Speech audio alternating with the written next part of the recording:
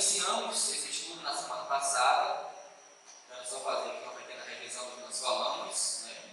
Um pouquinho ali da vida do João Calvino, do seu início, né? A sua infância, a sua passada ali por Genebra, e o Farel chega lá e conversa com ele, pede para ele ajudar na reforma ali, e aí o Calvino ele diz que ele queria se dedicar aos estudos, coisa desse tipo, e o Guilherme Farel ele faz uma profecia, né, fala, olha, Deus avancia seus estudos e diante de uma causa tão importante como essa, você se recusa a me ajudar. E aí o Calvino ele diz que ele ficou tão impactado com aquilo que ele se viu então, né, na obrigação de cooperar ali com aquela obra. E aí eles começam a trabalhar, eles lembram que eles são, de certa forma, perseguidos, né, pelos libertinos. Então eles começam a tentar purificar ali aquele ambiente em Genebra.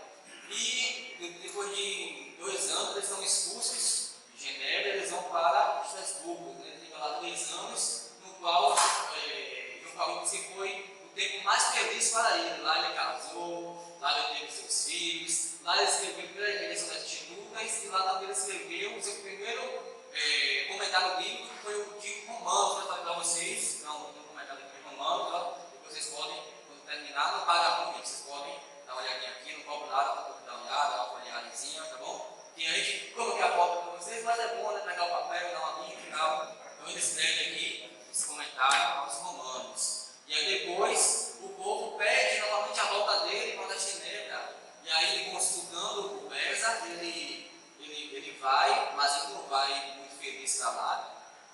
E então ali, nas palavras de John Knox, ele fez de Genebra, né, a escola mais perfeita de Cristo na Terra desde o tempo dos apóstolos. Então a gente tem aí, né, esse pequeno panorama da vida do João Calvino. Falei para vocês também do seu sepultamento, né, que ele pediu que ocultasse, né, o local onde ele fosse enterrado. Enfim, então vamos aqui agora passar.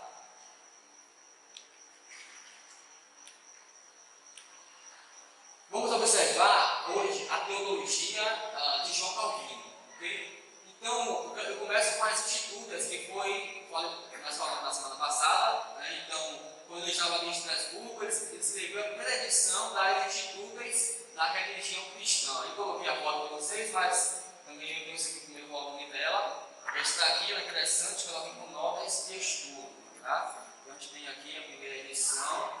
Desculpe, as Institutas da religião cristã são 4 volumes. E, meus irmãos, ele afirmou neste prefácio, da primeira edição que ele escreveu, ele afirmou o seguinte, veja comigo: pretendia apenas fornecer algum ensino elementar através do qual qualquer pessoa que tenha sido tocada por um interesse na religião pudesse ser educada na verdadeira piedade. E fui especialmente diligente nessa obra por causa do nosso próprio povo da França. Vi muitos deles com fome e sede de Cristo, mas muito poucos imbuídos com até mesmo um pequeno conhecimento dele. Que é isto que propus o próprio livro testifica através de sua forma de ensino simples e até mesmo rudimentar. Então, é importante a gente destacar aqui, né, as concepções teológicas do reformador João Calvino. Né? Essas concepções, meus irmãos, elas estão escritas aí nesta vasta obra que é considerada aí as Institutas da religião cristã. Então você tem aí um combo, no qual nós temos as Institutas, nós temos seus comentários, nós temos também, né, outros escritos do João Calvino, tá? Mas eu quero aqui destacar apenas as Institutas e depois destacar algumas doutrinas importantes, né, para a gente hoje, tá bom? Então vamos aqui continuar falando sobre as Institutas. Em As Institutas, sua maior obra, Calvino afirma claramente as crenças do protestantismo.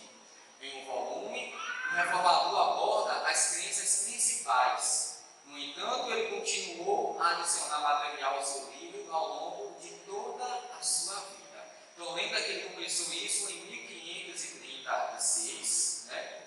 Foi publicado ali no mês de março, a sua primeira edição das Institutas. E, irmãos, vale ressaltar também que as Institutas, ela ficou conhecida, né? E ela se tornou o livro de cabeceira de muitos teólogos reformados. Então, por exemplo, até o dia de hoje, muitos teólogos reformados, batistas, eles têm aí as Institutas como livro de cabeceira. Okay?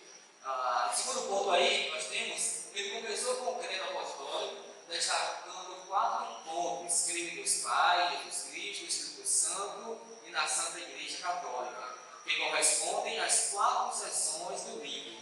Em cada uma, Calvino buscava não apenas afirmar uma teologia, mas procurava aplicá-la à vida cristã.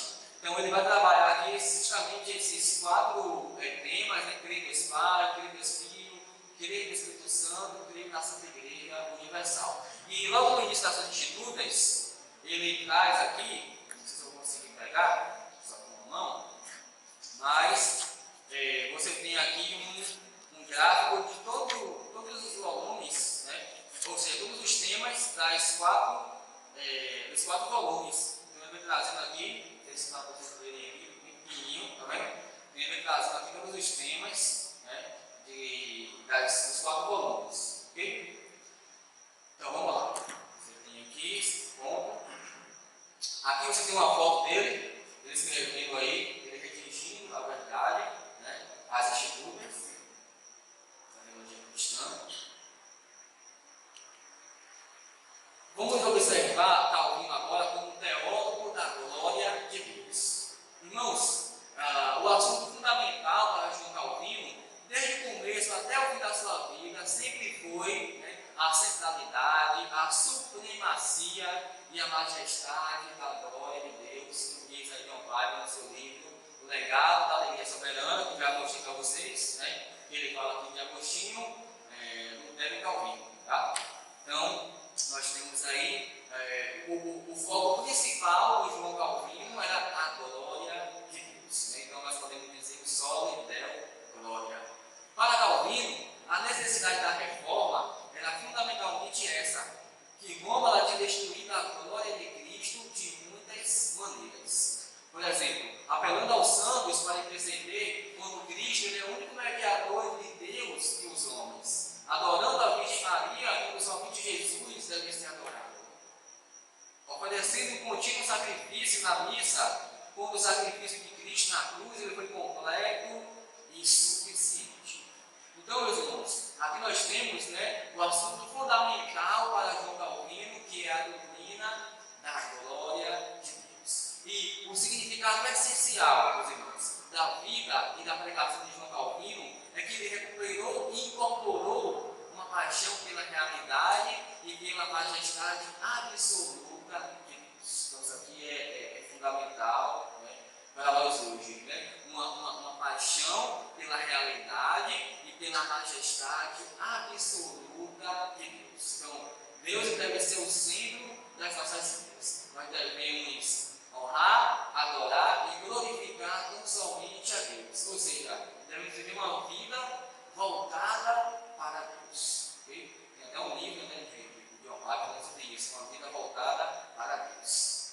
Então, nós temos aqui o primeiro ponto da sua teologia, a glória de Deus, okay? E dá muita ênfase sobre isso, acerca disso. Você tem as Institutas, você tem nesse próprio livro dele aqui, a Alegria Soberana. Este outro livro aqui que me cativou muito também, fala muito sobre isso, né? Amor à devoção. O próprio título já diz isso, amor à devoção, doutrina e glória de Deus. Então, quando você lê esse livro aqui, você vai ficar apaixonado, tá? Pelos livros aí e pela doutrina da glória de Deus, a qual o João Calvino ele dava muita ênfase.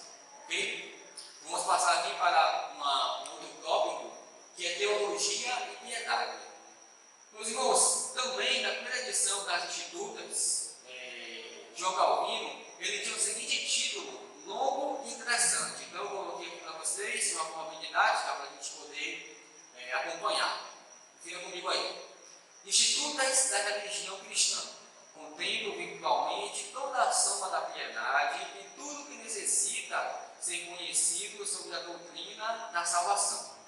Uma obra que vale a pena ser lida por todos os cristãos que têm zelo pela piedade.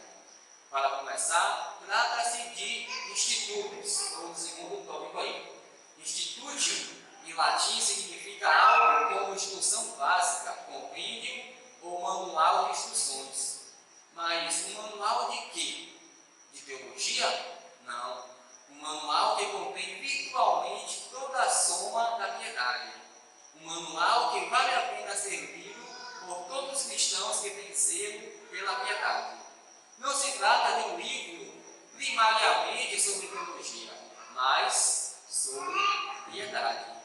Obviamente existe muita teologia no livro, mas para Calvino a reflexão teológica nunca é um fim em si mesma.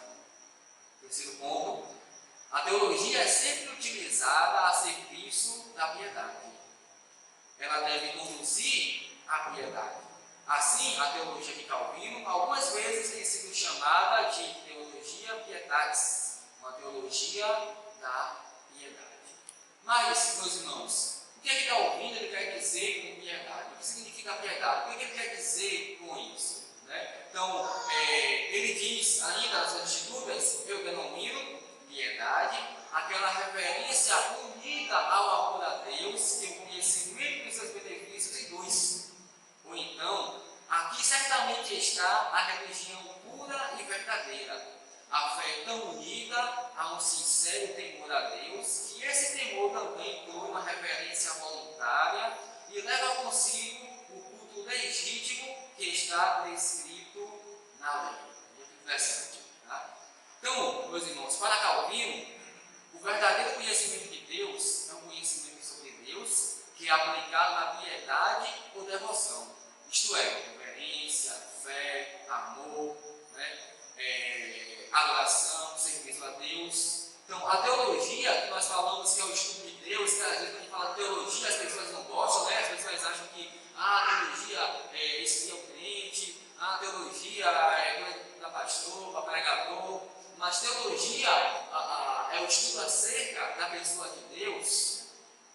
Irmãos, a busca do conhecimento acerca de Deus deve evocar uma resposta de piedade em nós, se queremos verdadeiramente conhecer a Deus. Então, à medida que você está conhecendo a Deus, você está fazendo teologia. Você está estudando teologia.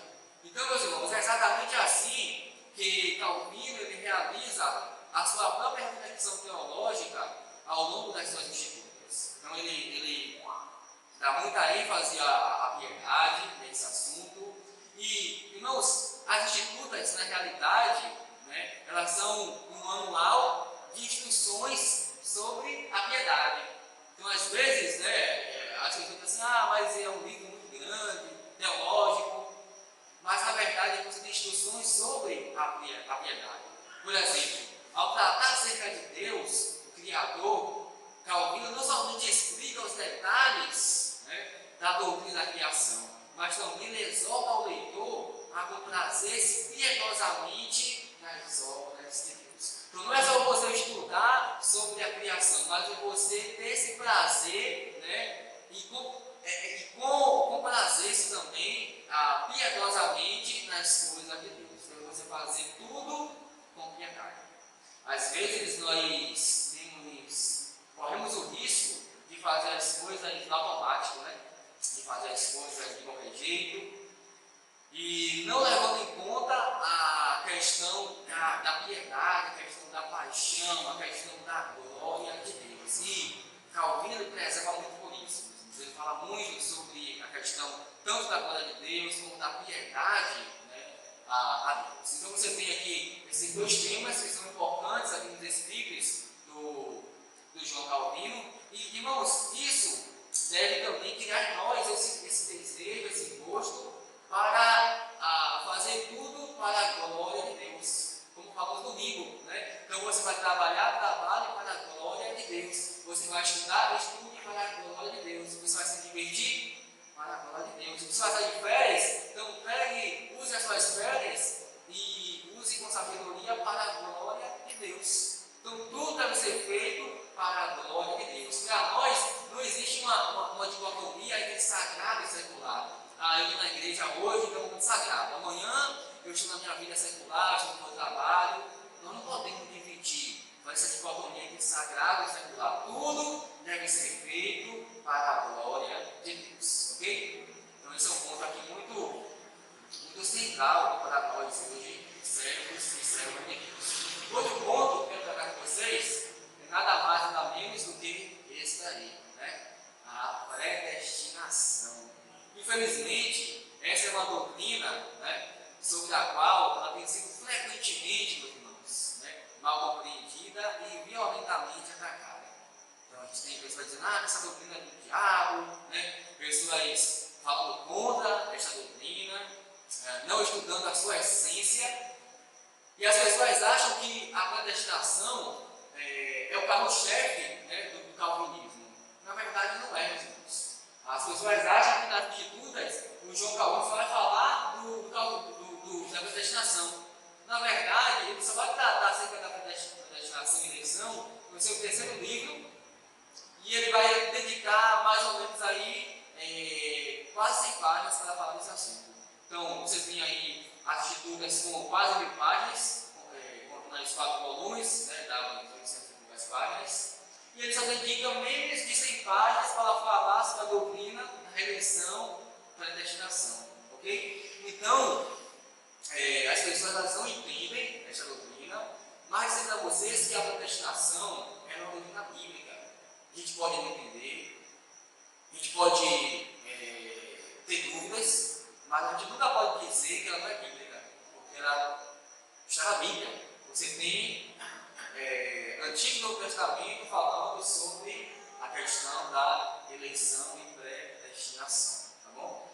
E aí nós vimos que os arminianos, eles quando falam de predestinação, né, então eles mudam o termo. Para eles, né, você tem ali, na verdade, presciência de Deus. Então Deus ele viu lá no futuro, né? Então eles mudam o conceito aí de predestinação.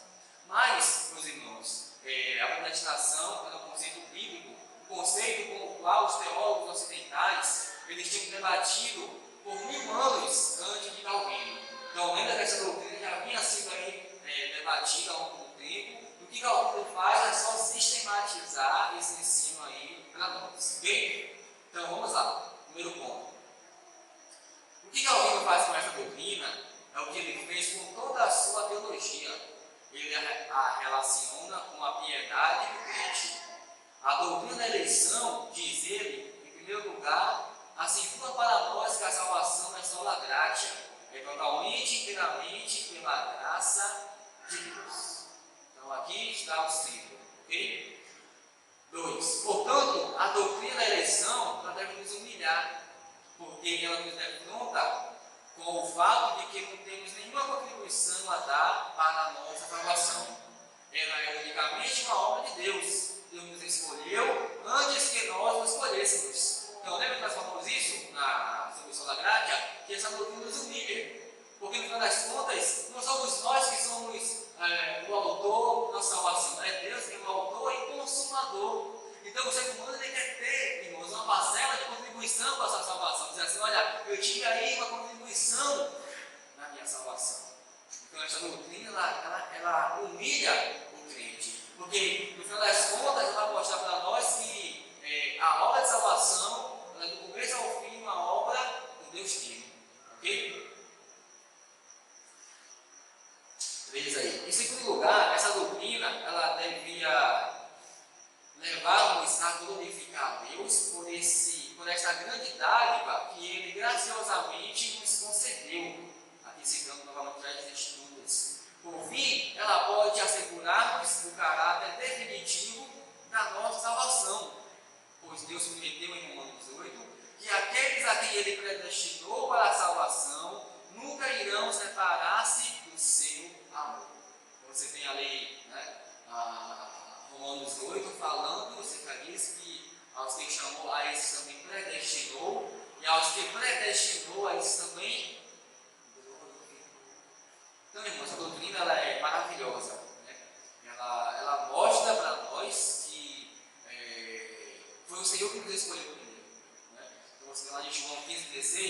não fostes vós que me escolhestes, mas eu que vos escolhi e vos designei para que vocês vão e deem fruto.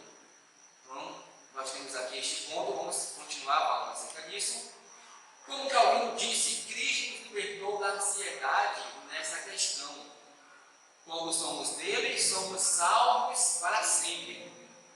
Calvino não pretendeu que a predestinação fosse uma doutrina aterrorizante para o crente, mas uma doutrina consoladora. Então, infelizmente, ao longo da história surgiram grupos, mais grupos, e debates e mais debates acerca desta doutrina, que ela se tornou então uma doutrina aterradora, né? Uma doutrina na qual as pessoas elas olham ali e dizem assim: não, eu não quero saber desta doutrina, não, vamos passar aqui. Então elas acham que essa doutrina ela é maligna, não é doutrina bíblica, meus irmãos. Então as pessoas olham com um olhar totalmente equivocado para esta doutrina tão preciosa. Mas observe comigo aí, note aí no 5, que Calvino ele cria que essa doutrina era claramente encontrada nas Escrituras. Claramente, meus irmãos. Falei para vocês que a gente vai ter uma série de estudos aqui só sobre a doutrina da eleição, né? Então, em breve aí, nós teremos aí um estudo sobre isso. E a gente vai observar vários textos falando acerca da eleição. Então, ele cria que essa doutrina ela estava nas Escrituras e não queria dizer nada sobre a predestinação que não pudesse ser tomado da Bíblia. Ele também não permitiu que a doutrina fosse usada como desculpa para não proclamar o Evangelho a todos. Então, aqui nós temos um ponto importante que surgiram algumas pessoas numa certa época, dizer assim: peraí, se todos já estão predestinados, então não precisa evangelizar, então não precisa, pregar. Aí surgiram inclusive calvinistas, ok? Então não precisa evangelizar, não precisa pregar. Se Deus sabe quem são seus eleitos, se Ele já quem são os eleitos. Mas a verdade, essa doutrina, ela motiva mais ainda o crente a evangelizar, e não a ele parar de evangelizar. Note comigo aí, continuação, o que ele diz: de fato, na história da igreja, alguns dos maiores evangelistas, presta atenção aqui, viu? E missionários foram firmes defensores dessa doutrina.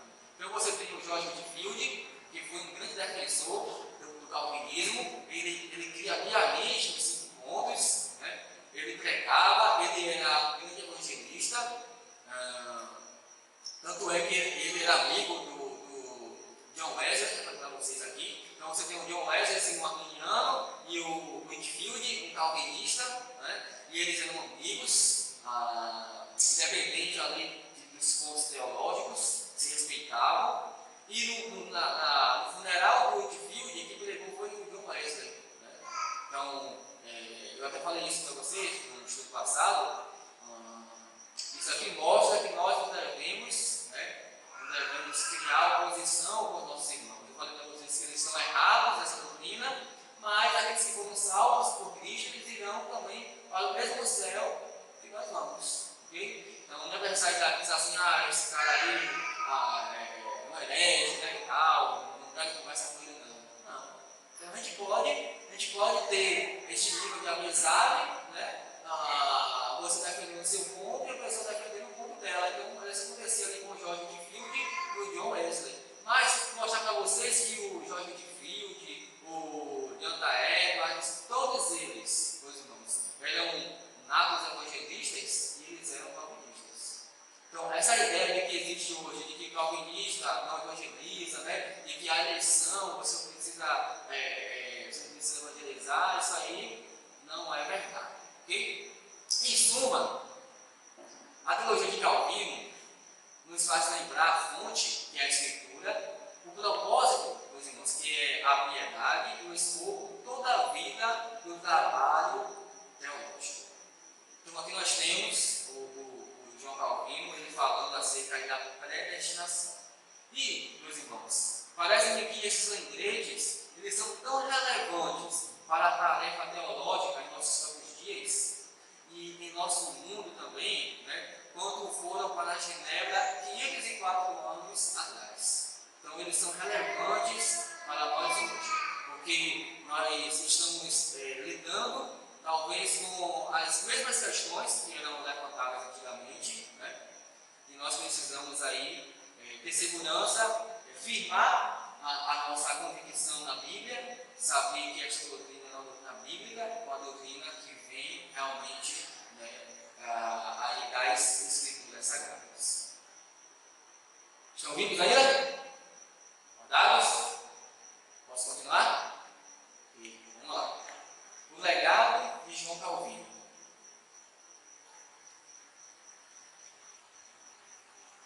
Então aqui nós temos, meus irmãos, o João Calvino ele tem uma visão da pregação da palavra de Deus, né, da igreja e da vida, assim, de vidas santas, e você também dando uma ênfase à pregação expositiva das Escrituras Sagradas.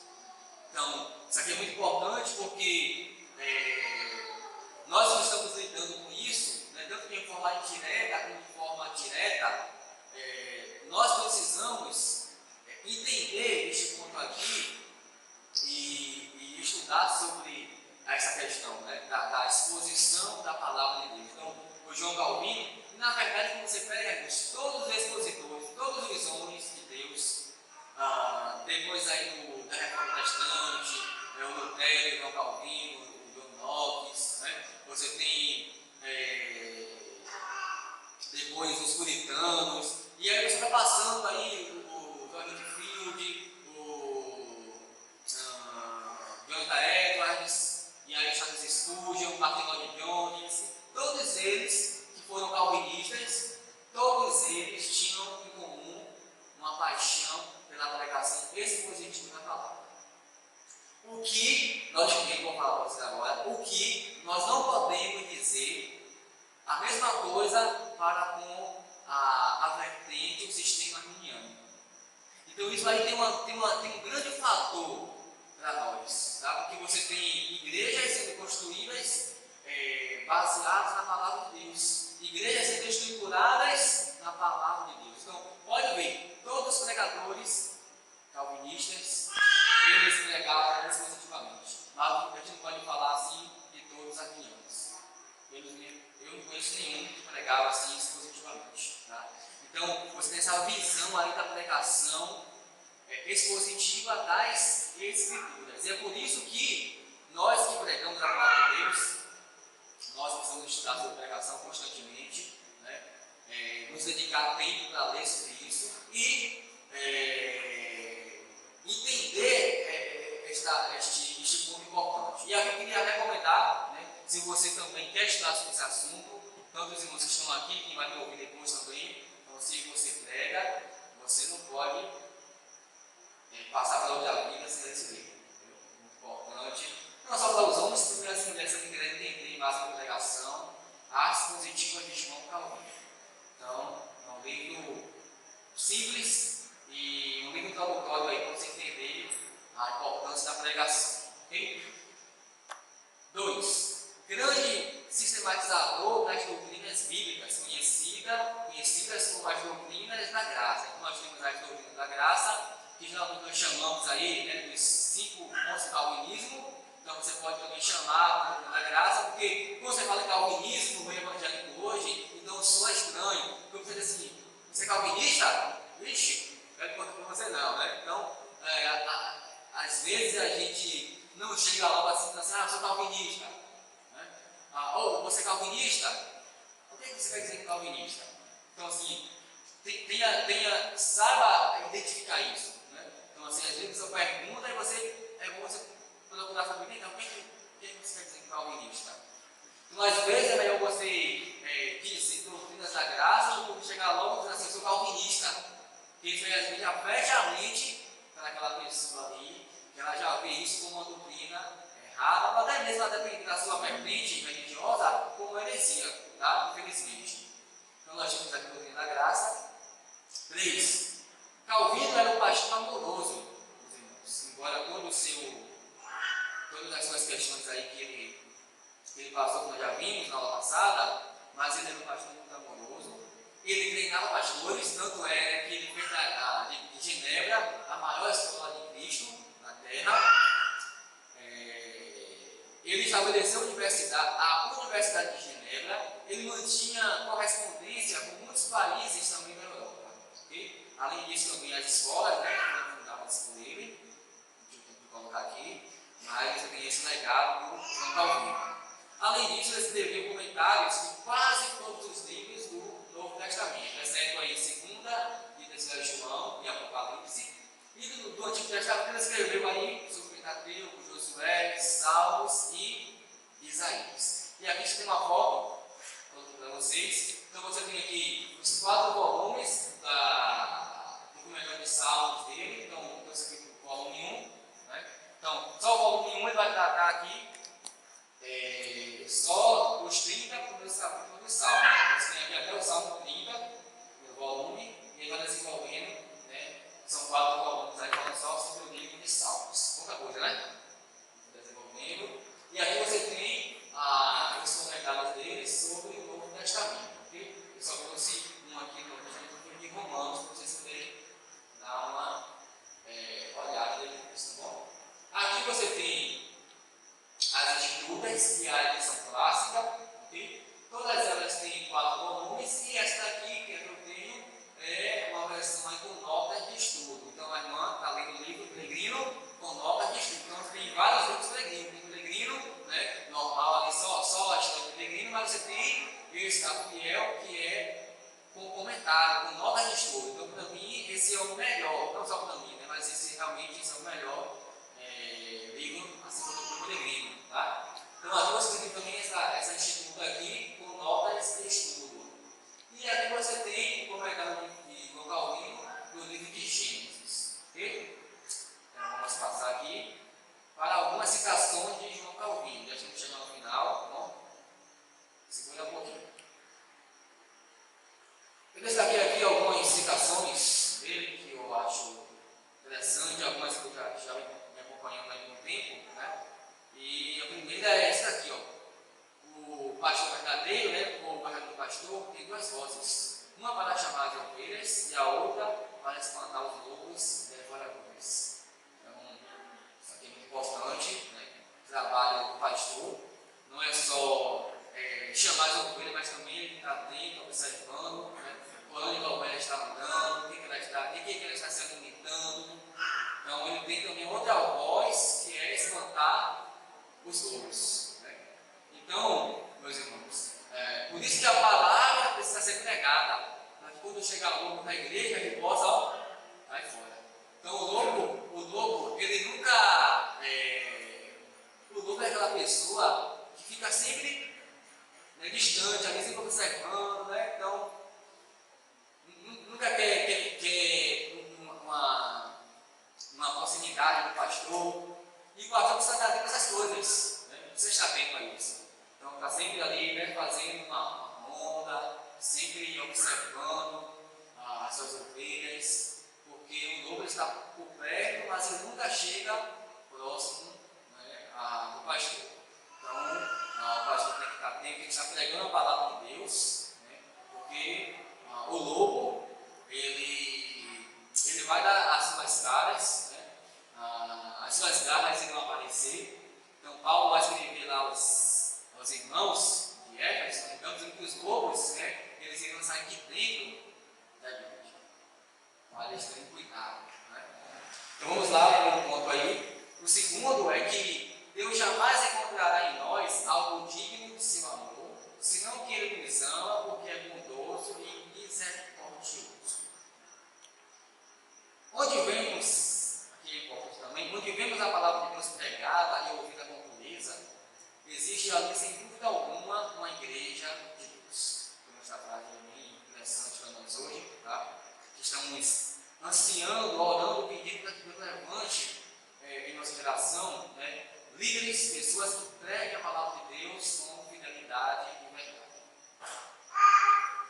Quem não estuda a Bíblia confunde heresia com a palavra de Deus. Então, essa aqui impactante. As pessoas hoje elas estão correndo atrás de qualquer novidade no mercado da fé, deixando de ler a palavra de Deus, de estudar a palavra de Deus, e elas acham que aquilo ali é algo bíblico, mas na verdade é uma heresia. Então, quem não estuda a Bíblia, com certeza aí vai estar cheio de ideias cheia de ideias ultrapassadas, equivocadas, né? E também de heresias. A mente do homem é como um depósito de idolatria e superstição, de modo que, se o homem confiar em sua própria mente, é certo que ele abandonará Deus e inventará um ídolo segundo a sua própria razão. Então, aqui que trabalha aqui essa da idolatria, né? E no coração, quando ele fala sobre isso. Outra frase dele é que o coração humano é uma fábrica de ídolos. Né? Ele faz um resumo acerca da idolatria. Então, meus irmãos, vocês têm aqui algumas citações do João Calvino, e por último, eu quero encerrar aqui falando que nós queremos mais pessoas como Calvino. Então, lembra que quando nós falamos sobre Martinho Lutero, nós também falamos acerca disso, nós queremos mais pessoas como Lutero. E você tem uma frase aí do Charles Spurgeon, que ele diz assim: nenhum outro homem pode expressar, conhecer e explicar as Escrituras de forma mais clara do que a forma como Calvino o fez. Então aqui você tem, né, o próprio Spurgeon dando esse testemunho aí acerca do João Calvino. Irmãos, número 1, estamos agora no século XXI, em mais de 500 anos distantes do tempo de João Calvino, mas nos encontramos num momento igualmente crítico na história da igreja. Porque, se a gente parar para analisar, nós estamos vivendo no mesmo cenário, né, do que estava acontecendo ali na Idade Média. Talvez com uma outra roupagem, mas com o seu conteúdo sendo o mesmo. Em que sentido? O desprezo pelas Escrituras, o desprezo pela pregação da palavra, né, a adição à salvação, que você não tem só a graça, é a graça mais boas obras, é a graça mais outra coisa. Então você tem a mesma coisa que estava acontecendo ali no momento da Idade Média. E, da mesma maneira como a igreja estava espiritualmente arruinada no início dos dias de Calvino, assim também acontece em nossa época. Meus irmãos, isso aqui é importante nós também, porque as pessoas elas acham que quantidade, uma igreja em quantidade, quer dizer que ela está indo super bem. Nós ansiamos por quantidade, nós olhamos pedindo a Deus, mas nem sempre quantidade quer dizer que uma igreja, né, ela está biblicamente bem. Então as pessoas confundem isso, uma igreja está cheia, mas você não vê teologia na igreja, você não vê Bíblia na igreja. Então você vê as pessoas correndo de um lado para o outro, atrás de pessoas, atrás de bênçãos, atrás de cura, atrás de milagres. E isso, a própria palavra de Deus sendo desprezada. Então é por isso que nós precisamos de pessoas como Calvino, que preguem a palavra de Deus com verdade, com amor, com sinceridade. 3. Certamente, a julgar pela aparência, a igreja evangélica neste momento parece estar florescendo. Ouve-se que há grupos de políticos cristãos em todas as camadas governamentais. Contudo, a igreja evangélica é, em grande medida, um sepulcro caiado. Praticamente, sua fachada disfarça sua verdadeira condição interna. Isso aqui, meus irmãos, é triste, mas é a pura realidade. Né? Então você tem uma boniteza por fora, mas por dentro você não tem nada louvável, nada que glorifique a Deus, que honre a Deus. Mas, diante desse cenário, o que é que nós devemos fazer, meus irmãos? O que devemos fazer? Nós devemos fazer o que Calvino e os reformadores, eles fizeram há tanto tempo. Né? Não existem remédios novos para problemas velhos. Devemos retornar aos caminhos antigos. Devemos, mais uma vez, irmãos, recuperar a centralidade e a capacidade de penetração da pregação bíblica. É preciso um retorno decisivo à pregação da palavra de Deus. Irmãos, é somente desta forma que a igreja é edificada que ela é sustentada, que ela é alimentada. É através da exposição fiel da palavra de Deus. Né? Tendo claro como sendo o próprio Cristo. Então, esta igreja aí, ela será com certeza, né, fortalecida pelo Espírito Santo. Vamos ter uma igreja que prega a palavra, né, que tem Cristo como centro de tudo, que procura fazer as coisas para a glória de Deus. Então você tem uma igreja sendo fortalecida pelo Espírito Santo. Nós precisamos desesperadamente de uma nova geração de expositores, homens da mesma tipo de Calvino, pastores marcados pelo entusiasmo, pela humildade e bondade, devem novamente pregar a palavra. Em resumo, precisamos de outros calvinos para subir aos púlpitos e proclamar, cheios de coragem, a palavra de Deus. Charles Spurgeon deve ter a última palavra aqui. Este grande homem testemunhou de primeira mão a decadência da pregação dinâmica e publicou o seguinte aqui. Então, confira comigo aqui, por favor. Ele diz assim: queremos outros Lutéros, Calvinos, Urbanes, Whitefields, homens preparados para marcar eras, cujos nomes inspiram terror aos ouvidos de nossos inimigos. Necessitamos deles desesperadamente. De onde eles virão para nós? Eles são presente de Jesus Cristo para a igreja e virão em tempo oportuno. Jesus tem poder de nos trazer de volta a era de ouro dos pregadores.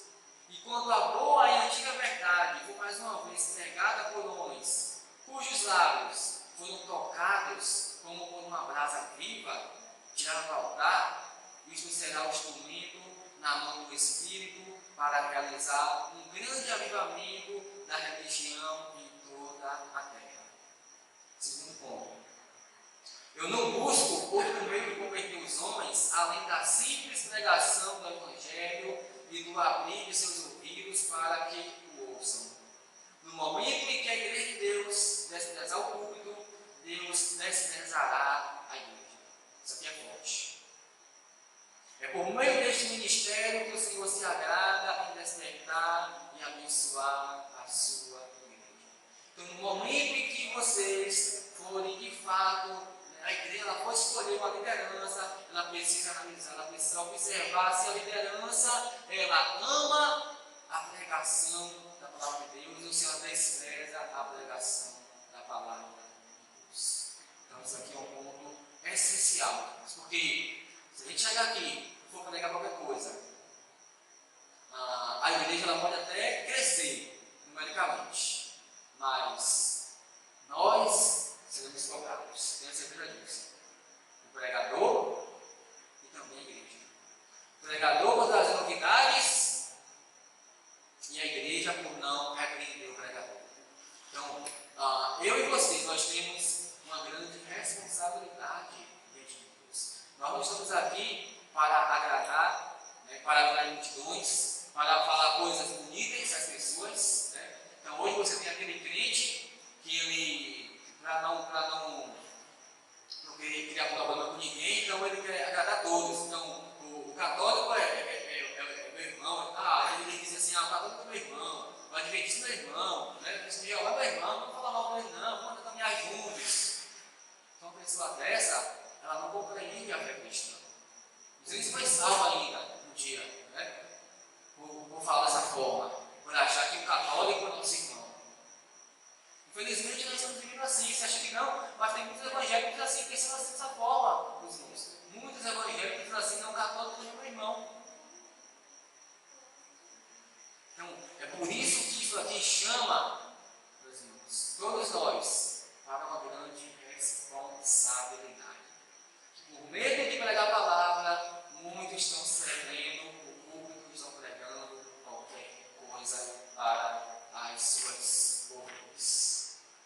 Então, meus irmãos, eu encerro dizendo que a sincera oração de Spurgeon, ela seja respondida mais uma vez hoje. Queremos mais calvinos, precisamos ter outros calvinos, e pela graça de Deus, irmãos, nos veremos surgir novamente nesta época.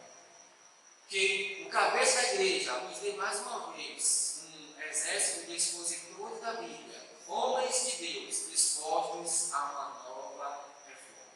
Que Deus seja louvado e merecido em nossas vidas. Amém? Vamos orar. Senhor Deus, Pai amado, nós te agradecemos, Senhor, por este estudo. Nos ajude, Senhor, para que possamos aplicar tudo que ouvimos aqui, Senhor, em nossas vidas. Ó Pai, como nós ansiamos, Senhor, de termos uma vida piedosa, nos ajude, Senhor, para que possamos valorizar a tua glória, Senhor, honrar o Senhor com a honra que lhe é devida, Pai. Dar glória tão somente a Ti, Senhor. Também, Senhor, possamos entender a essência da piedade, ó Pai. De viver uma vida voltada para o Senhor, em submissão à Tua vontade, em submissão à Tua palavra, Pai. E eu peço, Senhor, que essas verdades que nós ouvimos aqui nesta noite não sejam tão somente entendidas intelectualmente, Pai, mas que cada um dos teus servos aqui eles possam, Pai, abraçar cada uma destas verdades, Pai, guardando em seus corações, fazendo dela a comida e bebida de suas vidas. Uma paixão pela tua glória, uma piedade, Senhor, a centralidade da pregação da tua palavra, Senhor. E aqui eu peço que o Senhor me capacite e me ajude a cada dia, Senhor, para que eu possa glorificar o teu nome, Senhor, através da exposição da tua palavra. Também, ao mesmo tempo, abençoa a tua igreja, para que ela possa ser edificada por meio desta exposição, Senhor. Nós oramos a Ti agradecidos, porque o Senhor tem levantado homens, ó Pai, ao longo da história, desde a reforma protestante, que tem sido bênção para a Tua igreja. O Senhor tem usado as suas vidas de modo providencial, Senhor, na história da igreja. E mesmo com suas falhas, com seus erros, mesmo assim nós vemos ali, Senhor, a Tua graça na vida de cada um deles, Senhor. Nós vemos ali também o empenho, o zelo pelas coisas do Senhor, Pai. E que tudo isso possa impactar as nossas vidas, Senhor, em pleno século XXI. Eu oro a Ti, Senhor, agradecido, em nome de Jesus. Também agradecido, Senhor, por esse mês. Nós passamos estudando solas, nós passamos estudando vários personagens, Pai. Creio que foi edificante para nós. Muito obrigado, Senhor, em nome de Jesus. Amém.